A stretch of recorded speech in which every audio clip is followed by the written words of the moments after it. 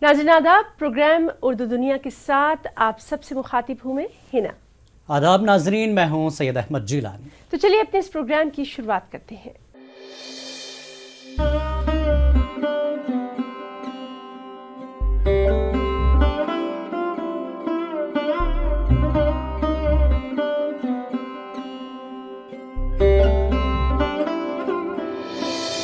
नाज़रीन, कौमी उर्दू काउंसिल मुल्क भर में उर्दू ज़बान और अदब की तरवीज व इशाअत का सबसे बड़ा इदारा है। कौमी उर्दू काउंसिल में कई अहम पैनल कायम हैं, जिसमें एक सोशल साइंस पैनल भी है। नाजरीन, गुज़श्ता दिनों कौमी उर्दू काउंसिल के सदर दफ्तर में सोशल साइंस पैनल की मीटिंग मुनक्किद की गई, जिसमें कौमी काउंसिल के डायरेक्टर प्रोफेसर सैयद इर्तज़ा करीम के अलावा सोशल साइंस से जुड़ी कई अहम शख्सियात ने भी शिरकत की।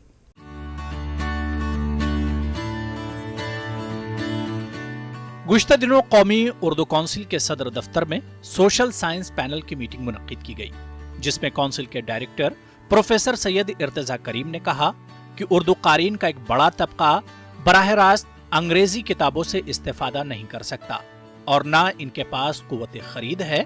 इस हवाले से काउंसिल सोशल साइंस की क्लास की किताबों की इशाअत को तरजीह देगी।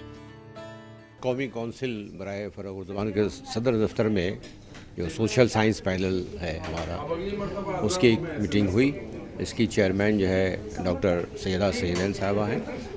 काफ़ी मेंबर्स हैं इसमें, जो लोग बाहर से भी आते हैं, और हम ऐसे ही मतबूआत पर निगाह रखते हैं जो उर्दू के अलावा दूसरी ज़बानों में शाया हुई हैं या होती रहती हैं, और कोशिश करते हैं कि उनके तराजिम उर्दू में करके उर्दू आवाम के सामने पेश करें। कई मसाइल इसमें आते हैं कि कॉपीराइट कैसे हासिल किया जाए और पब्लिशर से लिया जाए, मुसन्निफ से, कई मसाइल आते हैं, लेकिन हम लोग बहरहाल उन मसाइल से नबरदाज़मा रहते हैं और आखिर में कामयाब हो जाते हैं। बहुत सारी किताबें सोशल साइंस पैनल के तहत कौमी काउंसिल ने शाया की हैं और आइंदा भी शाया करती रहेगी। कई मशवरे अभी आए हैं। एक तो इब्न खुल्दून के हवाले से पहली जिल्द छप चुकी है, दूसरी, तीसरी, चौथी जिल्द भी छपने जा रही है, और कुछ मशवरे आए हैं। जैसे एक मुअज़्ज़ज़ मेंबर का मशवरा है कि आप जो क्लासिकल किताबें हैं, मार्शल वग़ैरह, इनको भी अगर कौमी काउंसिल शाया करती है तो ये वो किताबें हैं जो अब नायाब हैं, न तो लाइब्रेरी में उस तरह मिलती हैं, नए और जगहों पर दस्तयाब हैं। तो अगर इनका उर्दू तर्जुमा पेश कर दिया जाए तो ये अच्छी खिदमत होगी उर्दू के हवाले से। इसी तरह से अब जो नए उलूम व फ़नून हमारे यहाँ आ रहे हैं, जैसे मॉडर्निज़म है, पोस्ट मॉडर्निज़म है, स्ट्रक्चरलिज़म है, इस तरह की और चीज़ें हैं, तो फेमिनिज़म है, इन पर भी किताबें, इंट्रोडक्टरी नौइयत की किताबें, तारुफ़ी नौइयत की किताबें जो है हम काउंसिल को छाया करनी चाहिए, ताकि जो उर्दू अवाम है, जो नई नस्ल है, जो नए लोग हैं, जो अंग्रेज़ी से बराह रास्त फ़ायदा नहीं उठा सकते और क़ुव्वत ख़रीद भी कम है, तो ऐसे लोगों के लिए अगर सस्ती किताबें कौमी काउंसिल शाया करती है तो ये एक बड़ा काम होगा सोशल साइंस को आगे बढ़ाने के ताल्लुक़ से। इस पैनल मीटिंग की सदारत डॉक्टर मोहतरमा सैयदा सैयदैन हमीद ने की। उन्होंने पैनल की कारकर्दगी का गहराई से जायजा लिया और इत्मीनान का इजहार किया। इस पैनल मीटिंग में सोशल साइंस से जुड़ी कई अहम शख्सियात ने शिरकत की। डायरेक्टर साहब ने और हमारे चेयरमैन साहबा ने कुछ फैसले किए हैं। इसमें खुले ज़हनियत से बातचीत होती है। इब्न खुल्दून की किताब के बारे में जो बात हुई है कि अरसे से उसका तर्जुमा चल रहा है और मुकम्मल हो नहीं पा रहा है, और जो रिस्पांस वहाँ से मिल रहा है वो भी कोई ज़्यादा हौसला अफजा नहीं है।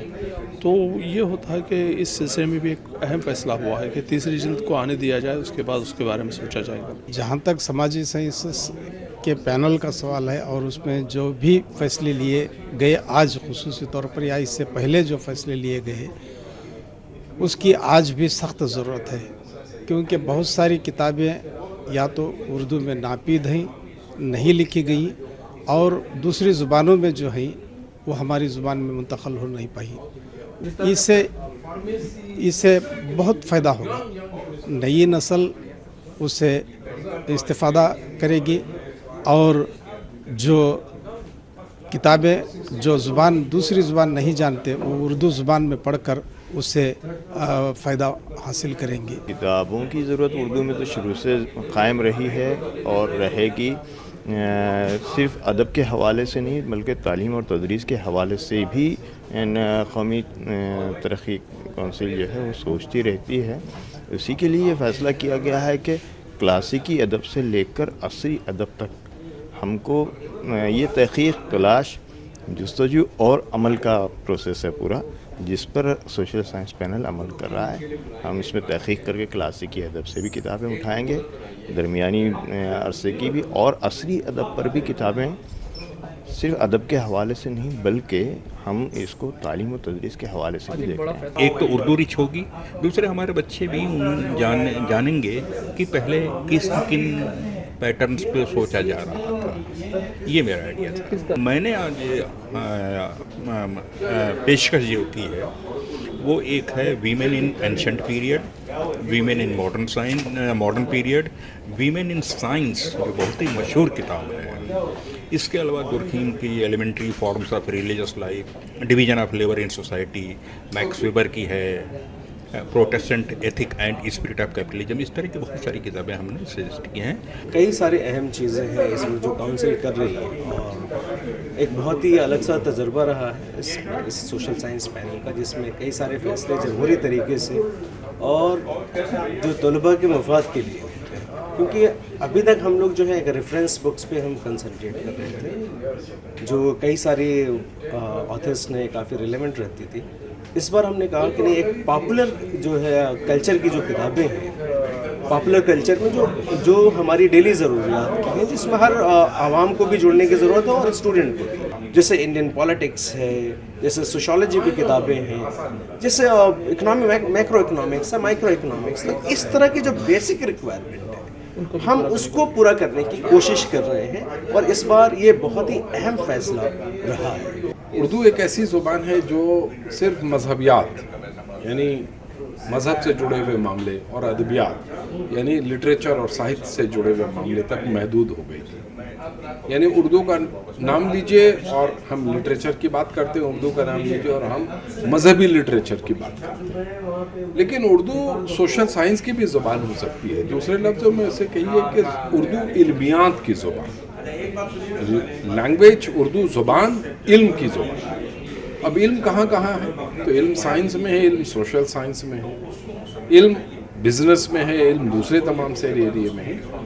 तो मौजूदा जो सोशल साइंस पैनल है, इसके जो भी बड़े फैसले हैं वो ये कि नॉलेज की दुनिया में जितनी बड़ी किताबें अभी पीछे दिनों आई हैं, या तो वो क्लासिक की हैसियत रखती हैं या को उनका इंट्रोडक्टरी नेचर है, इसे हम उर्दू ज़ुबान में उर्दू पढ़ने वाले लोगों को कैसे मुहैया कराएं।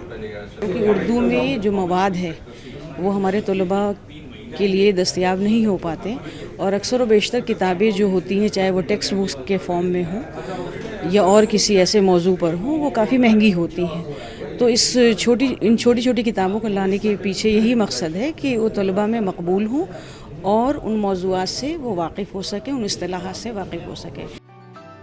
मीटिंग के दौरान शुरका ने अपनी तजावीज़ पेश की, जिस पर गौर व खौज किया गया।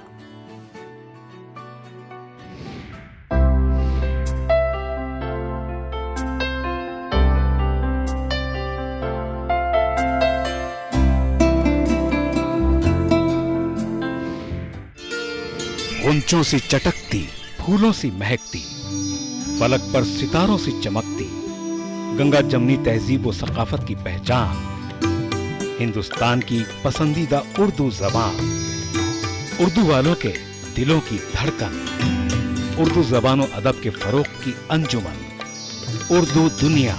ETV उर्दू और NCPUL की खुसूसी पेशकश शनिचर रात 8 बजे और इतवार सुबह 10:30 बजे सिर्फ ETV उर्दू पर।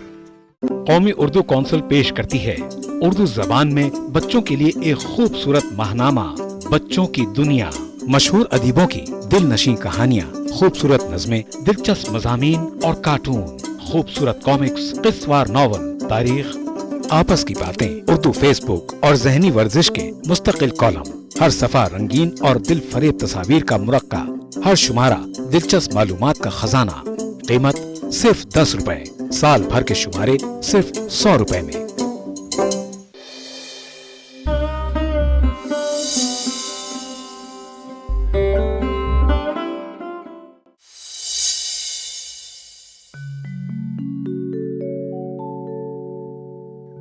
मोहब्बत क्या है तासीरे,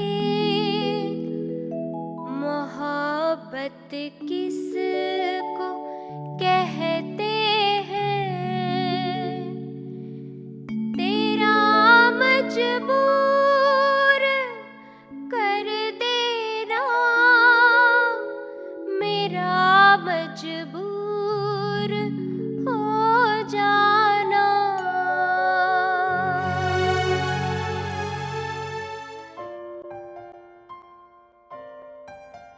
ये शेर जिगर मुरादाबादी का है। इस शेर में जिगर अपनी माशूका से मुखातिब हैं। वो कहते हैं कि ये मोहब्बत का ही असर है जो तुम मुझे मजबूर कर पाती हो और मैं मजबूर हो जाता हूं। दरअसल माशूका का किसी बात को कहना और आशिक का उस बात को मान लेना एक ही अमल है, यानी आशिक और माशूक का नजरिया एक होता है। और अब बात करते हैं शख्सियत की। उर्दू एक ऐसी ज़बान है जिसने अपनी मिठास से पूरी दुनिया को अपना दीवाना बनाया है। दुनिया भर में इस ज़बान के न सिर्फ बोलने वाले मौजूद हैं बल्कि अदबी तौर पर भी उर्दू ज़बान का दायरा काफ़ी वसी है। नाज़रीन, उर्दू अफसाना निगारी के मैदान में बहुत से ऐसे अफसाना निगार हैं जिन्होंने अपनी तख्लीक से अपने मासरीन को मुतासिर किया है। भोपाल के मुमताज़ अफसाना निगार नईम कौसर का शुमार भी ऐसे ही अफसाना निगारों में होता है जिन्होंने अपने मुनफरिद उसलूब से एक जहां को गर्विदा बनाया है।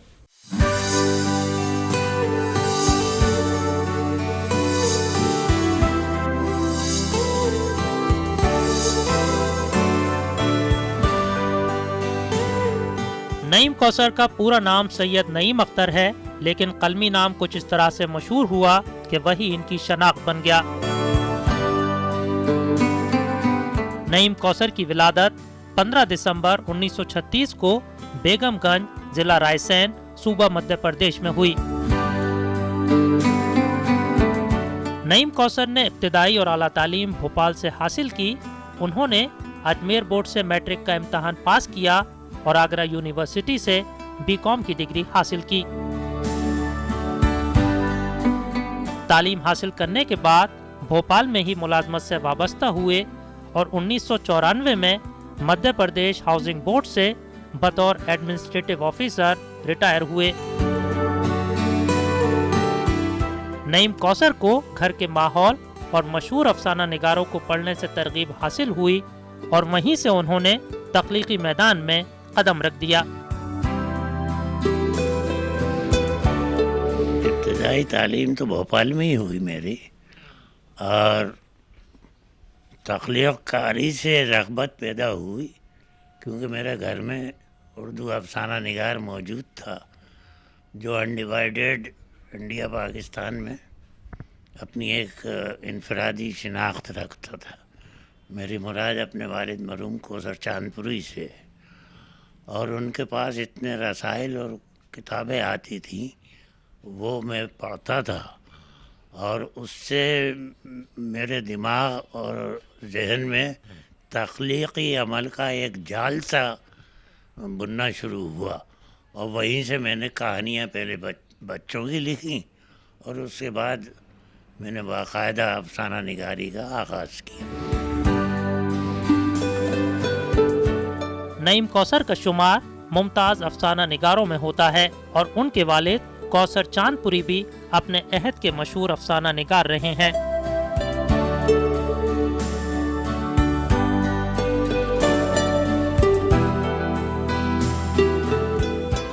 घर के अदबी माहौल से नईम कौसर को किताबें पढ़ने और तख्लीक़ अमल की तरगीब मिली। उनकी पहली कहानी दिल्ली से शाये होने वाले रिसाले जमालिस्तान में शाये हुई।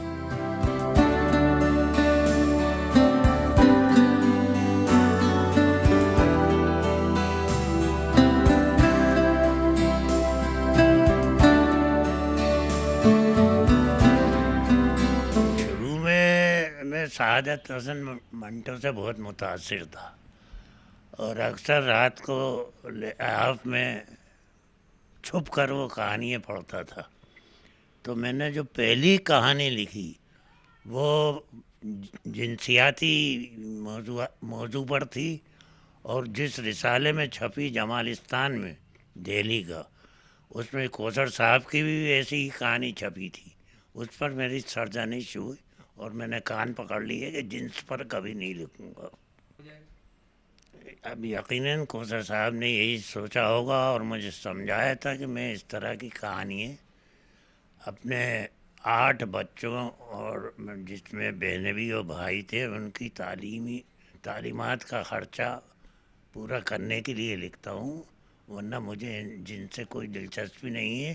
حالانکہ میں حکیم ہوں اور حکمت میرا پیشہ ہے، اس کے باوجود میں مجبوری میں لکھتا ہوں.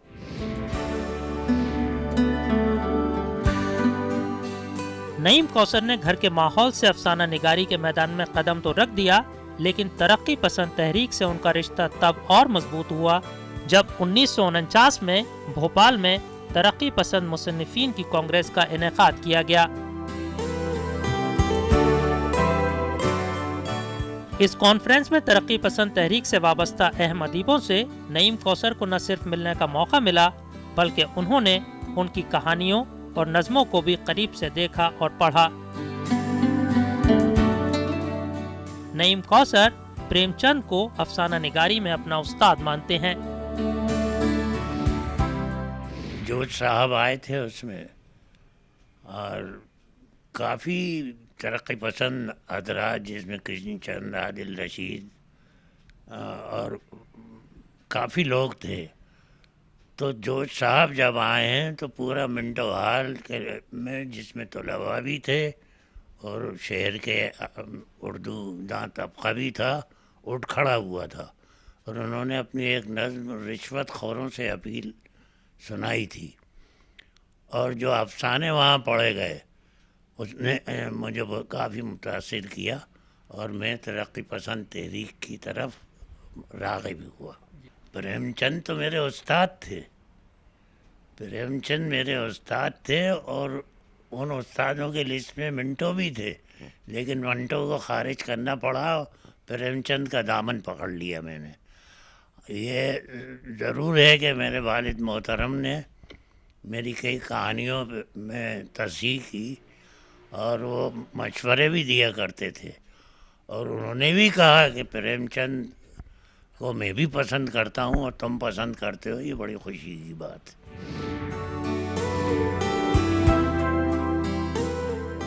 نعیم کوثر کا ماننا ہے کہ ٹیکنالوجی کے زمانے میں جب تک بچوں کا رشتہ زبان سے مضبوط نہیں ہوگا اس وقت تک زبان کا فروغ ممکن نہیں ہے. وہ چاہتے ہیں کہ اردو کے ادارے اپنے بجٹ کا ایک حصہ بچوں کے ادب کے لیے مختص کریں تو بچوں کی ذہن سازی بہتر طور پر کی جا سکے گی. آج کل ایک وبائی مرض اور نوجوانوں میں پیدا ہو گیا، وہ واٹس ایپ وغیرہ کا، اس پہ کھیلتے رہتے ہیں اور اس پہ میسیج کا آدان پردان ہوتا ہے اور میں نے نہیں دیکھا کہ وہ اچھی کہانیاں پڑھتے ہوں. اور پھر پیام تعلیم اور کھلونا غنچہ جیسے رسائل بچوں کے لیے نہیں ہیں آج کل، اس لیے بچوں کو رغبت نہیں رہی. اور بچپن سے ہی اگر انہیں رغبت ملے اچھا ادب پڑھنے کی، اسماعیل میرٹھی کی نظمیں پڑھنے کی، تو یقیناً اردو کے افسانہ نگار ہوں چاہے شاعر ہوں انہیں مقبولیت مل سکتی ہے نوجوانوں میں. نہیں بچوں کی دیکھیے رسائل نہیں نکلتے. مجھے آج کل کا میں سب سے پرانا قاری ہوں، آج کل میں ایک پورا پیج بچوں کی کہانیوں پر آتا تھا اور اس میں بھی لکھتا تھا کہانی. اور جب 5 روپے کا منی آرڈر آتا تھا تو میں سب سے پہلے مٹھائی لے جا کے اپنی والدہ کو اور والد صاحب کو دیتا تھا. تو بچوں کے لیے بہت ضروری ہے کہ اردو اکیڈمیز توجہ کریں، بجائے یہ کہ بالغ قاری کے لیے رسائل نکالیں یا اسی رسالے میں 5-6 صفحات بچوں کے لیے رکھیں تو مجھے امید ہے کہ بچوں کی رغبت پھر دوبارہ ان چیزوں کی طرف جائے گی جو وہ کھلونا، غنچہ اور پیام تعلیم میں دیکھتے تھے۔ نعیم کوثر کا ادبی سفر 1949 میں شروع ہوا اور اب بھی ان کا قلم رکا نہیں ہے۔ 1949 میں انہوں نے بچوں کے لیے طویل ناولٹ ہونہار شہزادہ کے نام سے لکھا جو حیدرآباد سے شائع ہوئی۔ اس کے بعد بچوں کے لیے لکھی گئی ان کی تقریریں الہ آباد سے شائع ہوئیں۔ 1950 سے اب تک نعیم کوثر کے 660 افسانے ملک و بیرون ملک کے نمائندہ رسالوں اور اخبارات میں شائع ہو چکے ہیں۔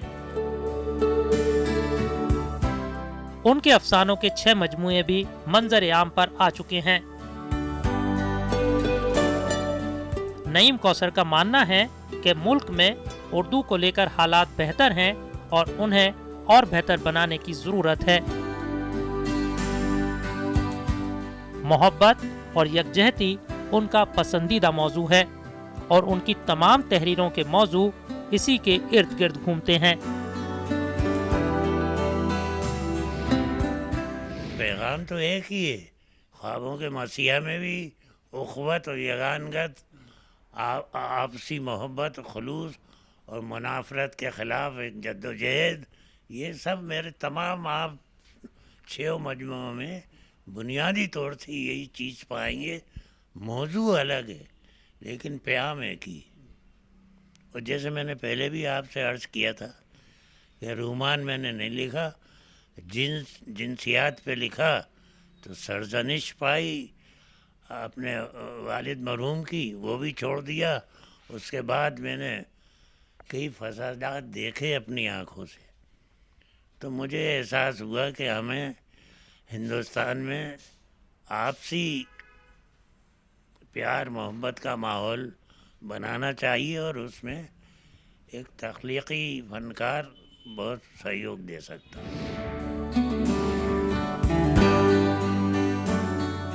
نعیم کوثر نے اردو میں افسانہ نگاری کے ساتھ ڈرامے بھی لکھے ہیں۔ ان کے ڈرامے آل انڈیا ریڈیو پر بھی نشر کیے جا چکے ہیں۔ نعیم کوثر کو ان کی ادبی خدمات کے اعتراف میں بہت سے اعزازات سے سرفراز کیا جا چکا ہے۔ مدھیہ پردیش اردو اکیڈمی نے اپنے باوقار حامد سید خان کل ہند اعزاز سے انہیں 2008 اور 2009 میں سرفراز کیا تھا۔ عجیب داستاں ہے، کہاں شروع کہاں ختم، یہ منزلیں ہیں کون سی، نہ وہ سمجھ سکے نہ ہم۔ قومی اردو کونسل پیش کرتی ہے اردو میں خواتین کے لیے ایک خوبصورت ماہنامہ خواتین دنیا، مشہور خواتین ادیبوں کی دل نشین کہانیاں، خوبصورت نظمیں اور غزلیں، دلچسپ مضامین، خواتین کے لیے خوبصورتی میں اضافے کے لیے نسخے، لذیذ پکوان اور فرحت بخش مشروبات بنانے کے طریقے، نسائی طبقے کی نمائندگی کرنے والا اور ان کی ذہن سازی اور ذہن بیداری میں اہم کردار ادا کرنے والا ماہنامہ، ہر صفحہ رنگین اور دل فریب تصاویر کا مرقع، ہر شمارہ دلچسپ اور معلوماتی باتوں کا خزانہ، قیمت صرف 10 روپے، سال بھر کے شمارے صرف 100 روپے میں۔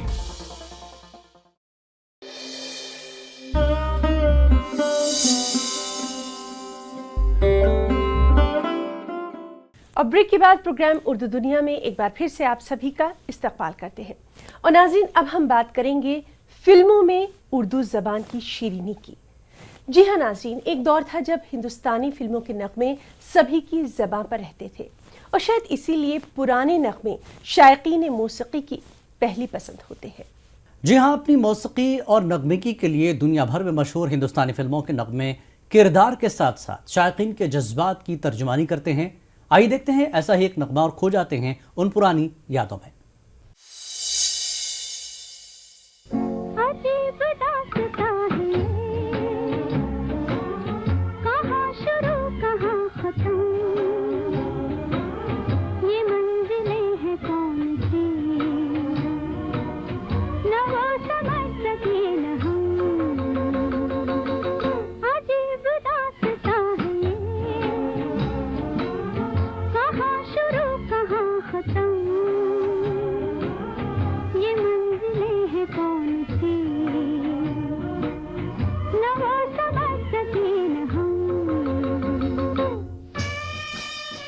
इस नगमे में जिन अल्फाज का इस्तेमाल हुआ है वो हैं अजीब और दास्तां। अजीब के माने हैं अलग या हैरान करने वाला, जबकि दास्तां के माने हैं कहानी या किस्सा।